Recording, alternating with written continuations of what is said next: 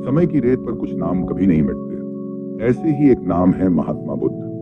उन्होंने दुनिया को न सिर्फ ज्ञान का प्रकाश दिया बल्कि जीवन को देखने का एक नया दृष्टिकोण भी सिखाया। उनकी कहानियां आज भी हमारे मन में प्रकाश का दीप जलाती हैं, विशेषकर तब जब हम अंधकार में रास्ता भूल जाते हैं। यह कहानी उस समय की है जब एक क्रोधित व्यक्ति ने बुद्ध का अपमान करने की कोशिश की, लेकिन बुद्ध ने उसे न तो तर्क से हराया न ही क्रोध से, बल्कि मौन और करुणा से उसे बदल दिया। यह कहानी हमें सिखाती है कि कभी कभी मौन वो उत्तर होता है जो सबसे ऊंचा बोलता है। बहुत समय पहले की बात है। महात्मा बुद्ध एक गांव में ठहरे हुए थे। वह गांव शांत था और वहां के कुछ लोगों के मन में असंतोष और अहंकार भी पलता था।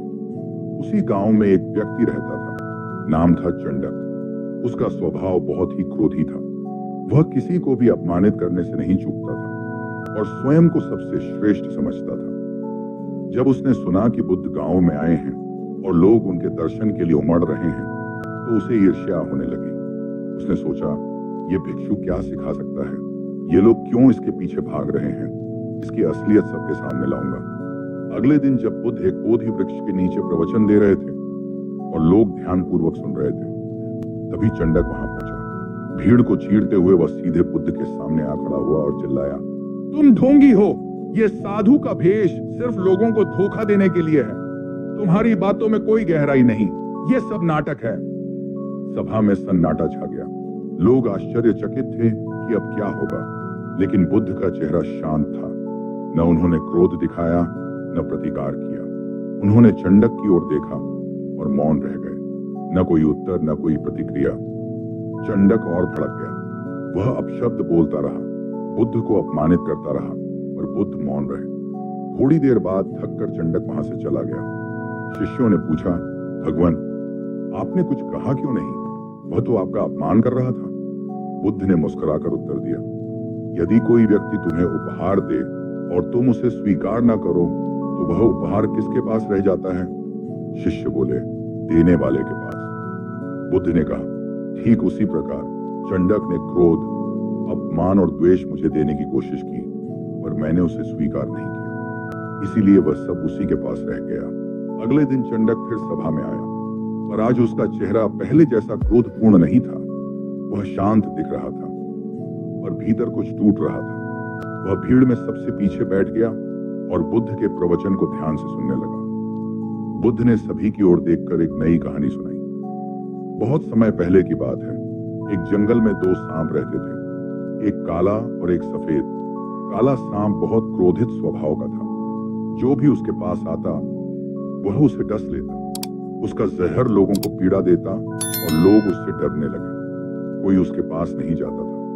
दूसरी ओर सफेद सांप शांत स्वभाव का था। वह किसी को नुकसान नहीं पहुंचाता। लोग उसके पास आते, उसे दुलारते और वह प्रेम पूर्वक सबके बीच रहता। एक दिन एक साधु जंगल से गुजरा। काले सांप ने उसे डसना चाहा और साधु मुस्कुराया और बोला, तू हर किसी को डसकर क्या साबित करना चाहता है? कि तू शक्तिशाली है? नहीं, तू बस अपने जीवन को दुख से भर रहा है। एक दिन लोग तुझे मार डालेंगे। सांप कुछ सोच में पड़ गया। साधु ने कहा, अगर तू चाहता है कि लोग तुझसे डरे नहीं बल्कि तुझे सम्मान दें, तो तू अपनी शक्ति को समझ और उसका उपयोग सही समय पर कर। दूसरों को काटना शक्ति नहीं है, उन्हें क्षमा करना सबसे बड़ी शक्ति है। उस दिन के बाद से वह सांप कभी किसी को नहीं काटा। कहानी पूरी होते ही सभा में सन्नाटा छा गया। चंडक की आंखों में आंसू आ गए। उसे ऐसा लगा जैसे यह कहानी उसी के लिए कही गई हो। सभा समाप्त होने के बाद चंडक धीरे से उठा, बुद्ध के पास आया, उनके चरणों में गिर पड़ा और बोला, हे तथागत, मैं वही काला सांप हूं। मैंने आपको अपने क्रोध का जहर देना चाहा, लेकिन आपने मुझे मौन का अमृत दिया। कृपया मुझे क्षमा करें। बुद्ध ने मुस्कुराते हुए कहा, वत्स, जब अंधकार स्वयं प्रकाश को पहचान लेता है तो वह भी उजाले का हिस्सा बन जाता है। तू अब वह अंधकार नहीं रहा। उठो और नया जीवन शुरू करो। जीवन में हम सभी कभी न कभी चंडक बन जाते हैं, किसी न किसी बात पर क्रोधित, अहंकारी और अंधेरे में डूबे हुए। पर यदि हमें एक बुद्ध मिल जाए, चाहे वह किसी की शांति हो, किसी की क्षमा ज्ञानाए या किसी की कहानी, तो हम भी बदल सकते हैं। बुद्ध ने हमें यह नहीं सिखाया कि शत्रु को कैसे हराएं, बल्कि यह सिखाया कि अहंकार, क्रोध और अज्ञान को स्वयं में कैसे पराजित करें, क्योंकि अंत में सबसे बड़ी जीत स्वयं पर विजय ही होती है। सीख: क्रोध का उत्तर क्रोध नहीं, मौन और करुणा है। अपमान देने वाला जब उत्तर नहीं पाता तो वह खुद से ही हार जाता है। मौन सबसे ऊंची भाषा है, जिसे सिर्फ वही समझ पाते हैं जो